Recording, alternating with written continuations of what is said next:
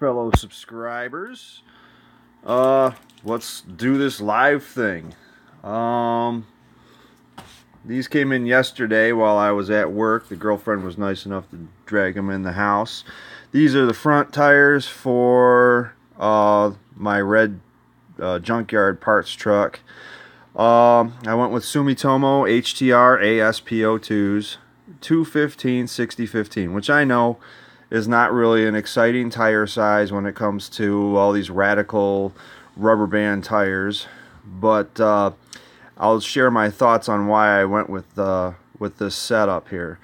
One, I've had good luck with Sumitomo tires in the past. I've had the older version of this tire on the green truck since 2011, and they ride very, very smooth at all speeds. I've had that truck up to about 100 miles an hour, and they've never shook, and they've wore great since 2011.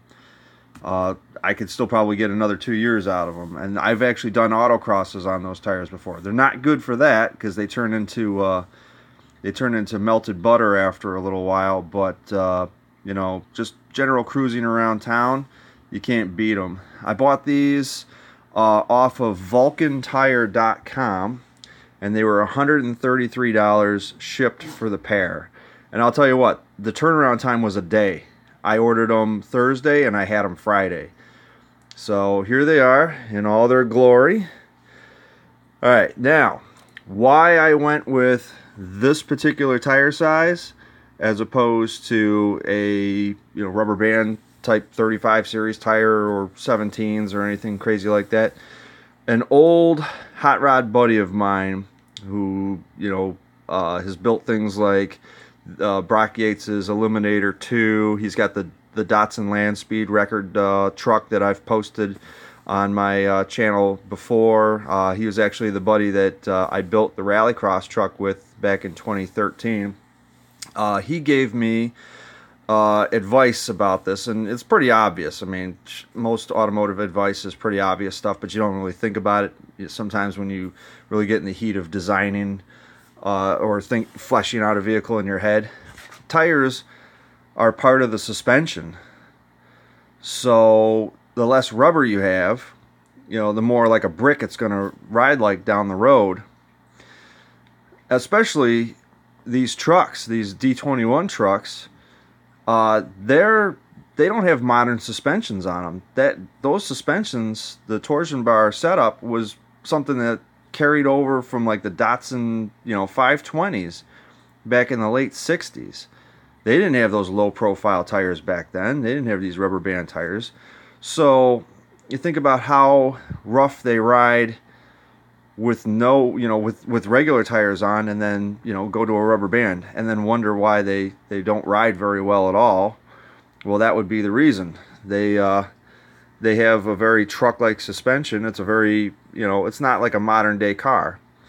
Like my girlfriend's got a Forte Coupe, and that's got 45 series tires on it. Those are little dinky rubber bands, but the car was designed to have those tires, and it rides smooth. But you put those on a truck that has that archaic torsion bar suspension, they aren't going to ride all that nice. So the red truck to me is going to be a nice little cruiser around town, out of town. I plan on driving this truck every day during the summer, so I want a comfortable ride. So I went with a little meat. I went with a 60 series tire. I didn't want to have a 75 series tire. I didn't want to be way too tall. 60 series seems to be a nice compromise there. It gives it a sportier look, but it's still got some rubber on the sidewall. And I went with a 215 because the trucks originally came with 195s, so it gives me a little bit of a wider track in the front, so it'll be a little bit more stable that way. And these will fill up the fender well quite nicely, so it'll give it a nice look. There won't be as much gap in the fender well where you can see the inner fender and the frame and all that stuff. So these will do that. And lastly, as I said, I had good luck with Sumitomo in the past. I've got Sumitomos on the green truck, and I've had them on there since 2011, and I'm still running them. Well, I would still be running them if green still ran properly, but You know, it doesn't. Alright, well, yeah, so this was the first live update since my little tirade there, and I hope everybody enjoyed it. And these are the new tires. Thanks for tuning in.